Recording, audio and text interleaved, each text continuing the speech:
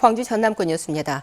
제1야당인 국민의힘이 호남 동행 국회의원 발대식을 갖고 호남 끌어안기에 본격적으로 나섰습니다. 현역 의원들이 광주 전남을 제2의 지역구로 정해 지역 현안을 적극 챙기겠다는 건데요.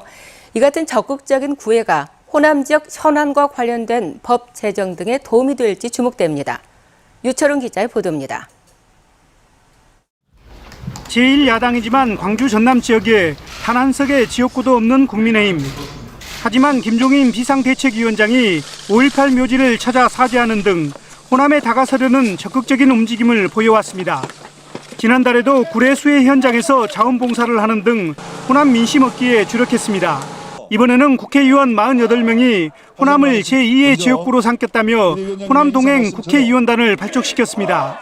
이들은 광주 전남 자치단체와 소통창구 역할을 하고 예산 확보와 균형 발전에 앞장서겠다고 다짐했습니다. 우리 의원님들 그리고 여러분들이 제2의 고향이라고 생각하고 열심히 예산과 지역 발전을 위해서 뛰겠습니다. 민주당 측은 말이 아닌 행동으로 보여줄 것을 요구했습니다.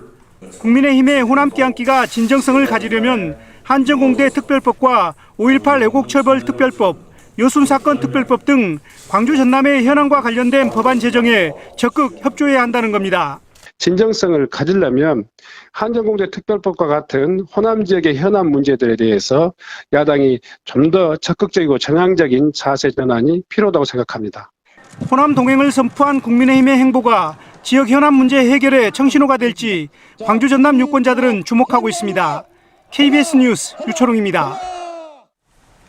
전남 지역 국회의원과 김영록 전남지사가 시도 통합에 대해 공론화 과정이 필요하다는데 의견을 모았습니다. 김승남 민주당 전남 도당위원장은 어제 열린 전남 의원 지사 간 정책 간담회에서 광주 전남 행정 통합이 실질적인 통합이 되려면 이해관계가 상충하는 집단과 지역이 모두 참여하는 공론화 과정이 필요하다는데 의견을 같이 했다고 전했습니다. 김승남 의원은 필요하다면 공론화 방법 등을 논의하는 모임을 추후에 제안하겠다고 밝혔습니다. 코로나19에 따른 사회적 거리 두기를 위해서 광주 지역 어린이집의 휴원이 계속되고 있는데요.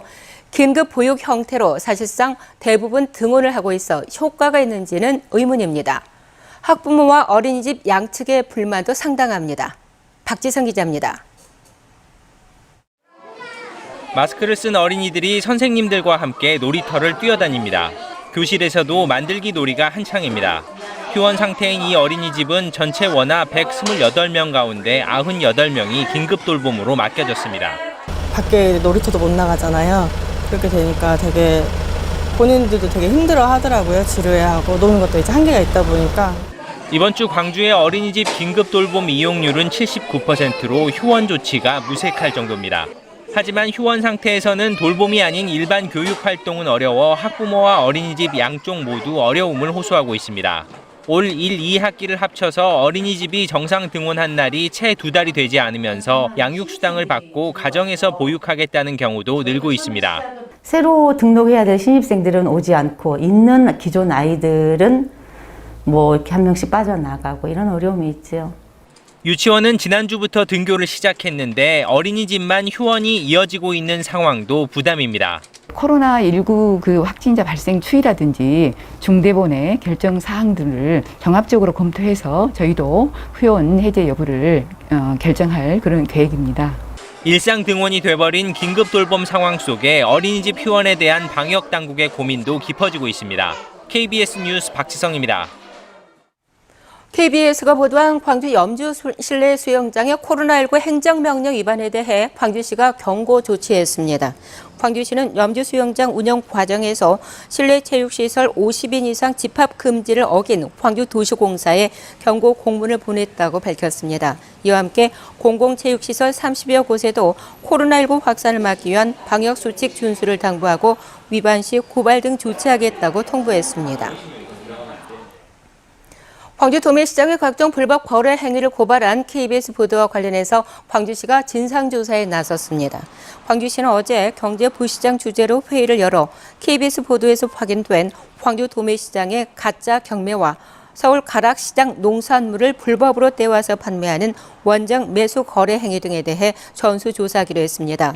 광주시는 도매 법인의 거래 명세서 등 관련 서류를 확인해 문제가 확인되면 관련 법에 따라 영업 정지 등 행정 조치를 취할 계획입니다.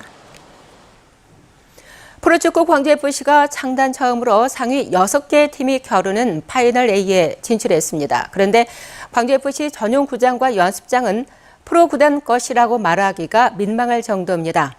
잦은 비로 잔디 관리가 어려웠다고는 하지만 다른 구장과 비교하면 차이가 큽니다. 보도에 손준수 기자입니다. K리그 최강팀 전북현대를 맞아 3대2로 앞서 나가던 광주FC.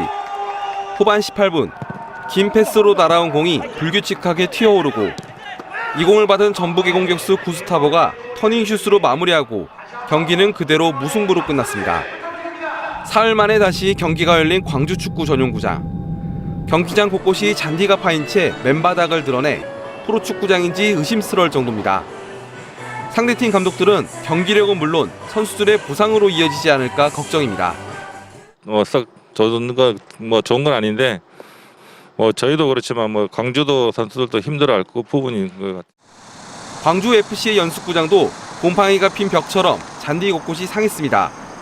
심지어 가뭄처럼 땅이 갈라진 곳도 있습니다. 경기장과 연습구장을 관리하는 광주시 체육회는 잦은 호우에다 태풍으로 어쩔 수 없이 잔디가 망가질 수밖에 없다고 말합니다. 하지만 태풍과 집중호우의 영향을 받은 타구장과 비교하면 차이가 확연합니다.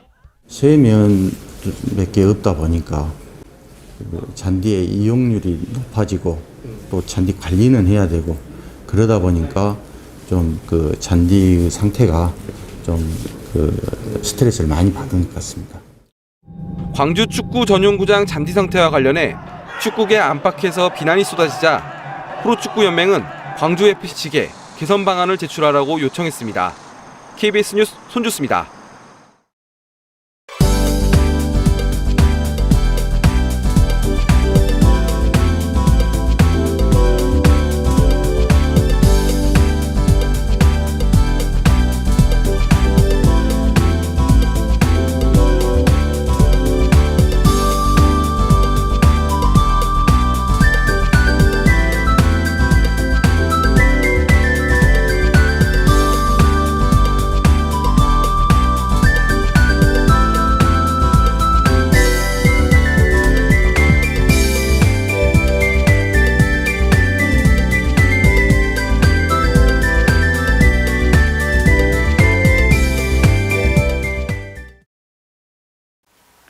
오늘 일부 남해안 지역에는 비가, 나머지 광주 전남 지역에는 대체로 구름 많은 날씨가 예상됩니다. 기온은 어제보다 조금 더 높겠는데요. 광주의 아침 최저 기온 16.8도, 낮 기온 25도로 어제보다 1에서 3도가량 높겠습니다. 그래도 일교차는 계속해서 10도 가까이 벌어지는 만큼 옷차림에 신경 쓰야겠습니다.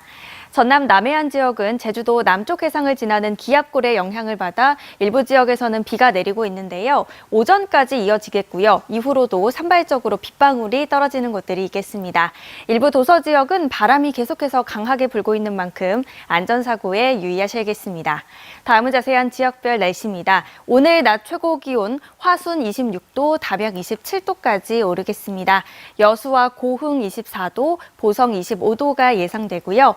목포의 낮 최고 기온 24도, 영암과 강진 26도, 완도 25도까지 오르겠습니다. 신안을 비롯한 그 외 도서 지역은 23도에서 24도가 예상됩니다. 바다의 물결은 남해서부 먼바다에서 최고 4m까지 거세게 일겠습니다.